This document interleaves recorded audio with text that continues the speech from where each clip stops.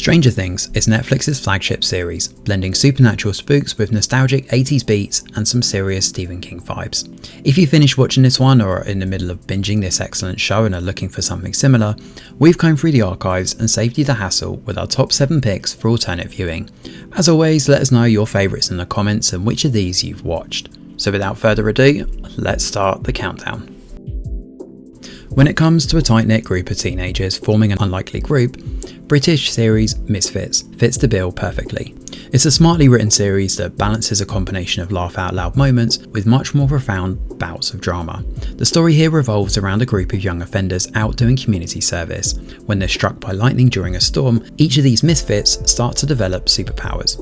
What follows is a nicely paced and well-written adventure that's perhaps darker than many may be expecting. However, it's undeniably well written and well worth checking out. Netflix's teen drama I Am Not Okay With This is another unfortunate cancellation casualty. However, it's undeniably similar to Stranger Things for its depiction of teen drama and supernatural elements. The story here follows Sydney, a teenage girl with a lot of problems, juggling her father's death, her estranged relationship with her mother, and her best friend finding love and drifting away. Sydney is overcome with emotions. This spills over in the form of inexplicable supernatural powers that sporadically appear during stressful moments. What follows is a fast-paced journey that sees Sid grapple with the usual high school woes you'd expect while running a superhero origin story in the shadows. In terms of tone, scope and ideas, I'm Not Okay With This is well worth a watch, even if we're not okay with that cancellation and cliffhanger ending. Split across several seasons, The Hardy Boys is a familial drama, which blends elements of Stranger Things, Riverdale and Outer Banks to deliver a fun-filled treasure hunt. While the story does have some narrative inconsistencies and a bit of filler midway through, there's enough in this to enjoy. The basic premise revolves around brothers Joe and Frank Hardy, who act as amateur sleuths and become mixed up in large and dangerous mysteries. It's a very simple hook and one that's evolved and expanded beyond the books for this 2020 adaptation. The Hardy Boys is a really fun ride and definitely worth watching if you like treasure hunt adventures. Wayward Pines is one of those shows you really need to suspend your belief and logic to enjoy fully. While the second season does tend to go off the rails a bit, the first season in particular serves up a decent amount of drama across its runtime. The story here revolves around Secret Service agent Ethan Burke, who arrives in the town of Wayward Pines with a big mission.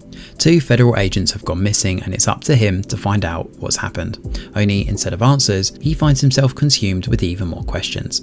As he starts to dive headfirst into the rabbit hole, Ethan realises to his horror that he may never get out of Wayward Pines alive. As far as compelling mysteries go, Wayward Pines has some nice ideas, even if it does deliver answers a little too quickly. Despite that, there's certainly enough here to enjoy. Fringe feels like a modern day X-Files, taking what made that show so great and adding a scientific edge to proceedings. The later seasons are absolutely fantastic and add some really shocking twists to the fold too, breathing new life into this show. Fronting these various cases is FBI agent Olivia Dunham, who's forced to work with an institutionalized scientist named Walter Bishop. Together with Walter's estranged son Peter, they start to uncover various strange phenomena. These episodic cases are mixed in with a larger conspiracy that engulfs the entire series. Fringe expertly blends these 2 narrative arcs together and tops it off with an excellent dynamic between the characters, growing and evolving over time to produce a really gripping sci-fi series. Channeling those familiar small town vibes and mixing that in with light touches of horror and suspense, Black Spot certainly shares some similarities to Stranger Things. The story here revolves around the small, isolated town of Villefranche. Living within is Police Major Lorraine Weiss, who's head of the police department. Surrounded by forestry and mountains, Prosecutor Frank arrives to find out just why the town's murder rate is 6 times higher than the national average. With whispers of the forest being a dangerous place and a steady string of fresh corpses showing up, this supernaturally charged crime drama certainly delivers the goods. There's some nice twists along the way and 2 seasons of this psychologically charged series to enjoy. You certainly won't be disappointed with this one. Dark is thought-provoking, regularly surprising, and full of interesting characters to keep you watching until the final scene. Across its 3-season run, Dark shows exactly how to craft a compelling and complicated web of time travel.